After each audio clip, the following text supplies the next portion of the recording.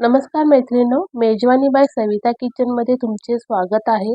आता मुलांच्या शाळेला गणपतीच्या सुट्ट्या लागलेल्या आहेत, तर मधल्या वेळेस मुलांना काय खायला द्यावे, तर इथे मी कॉर्नची भजी करणार आहोत किंवा मक्याची भजी असे तुम्ही बोलू शकता।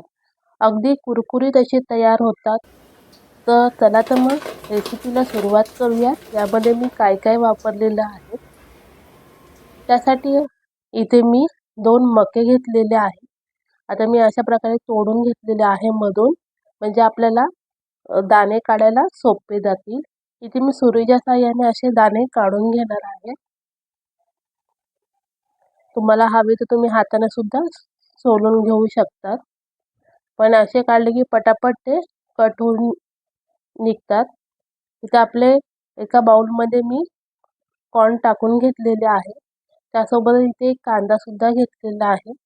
तो कांदा आपण बारीक असा कट करून घेणार आहोत। इथे कांदा आपला कट करून झालेला आहे। आता यासोबतच मी एक मिरची कट करून घेतलेली आहे, लसूण आलं आहे, ते सुद्धा यामध्ये आपण टाकून घेणार आहोत।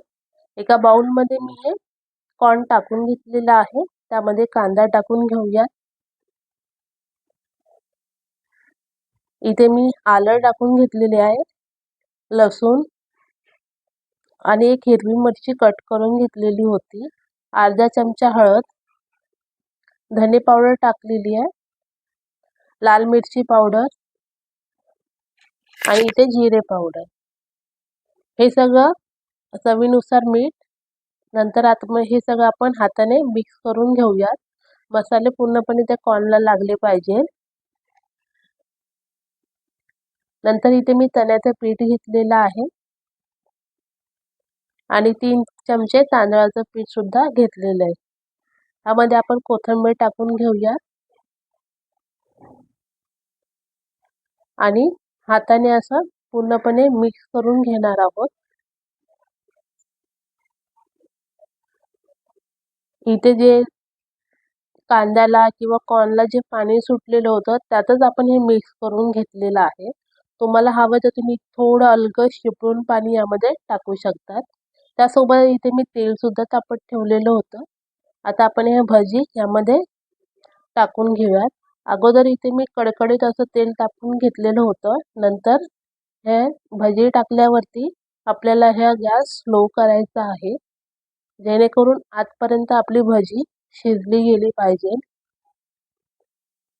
आणि अलगद असं हलवून घ्यायचं आहे। जास्त हलवायचे नाही, जास्त हलवायला गेले की ते कॉर्न असे वेगळे होतील।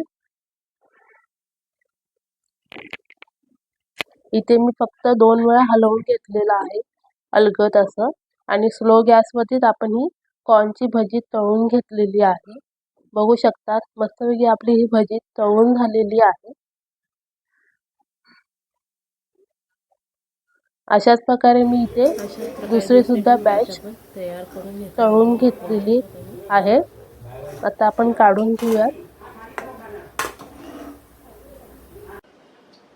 छानपैकी कुरकुरीत अशी आपली कॉर्नची भजी तयार झालेली आहे। तर तुम्ही सुद्धा ही कॉर्नची भजी नक्की करून बघा। माझी रेसिपी तुम्हाला आवडली असेल तर लाईक कमेंट नक्की करा। भेटूया आणखी एक नवीन व्हिडिओ सोबत।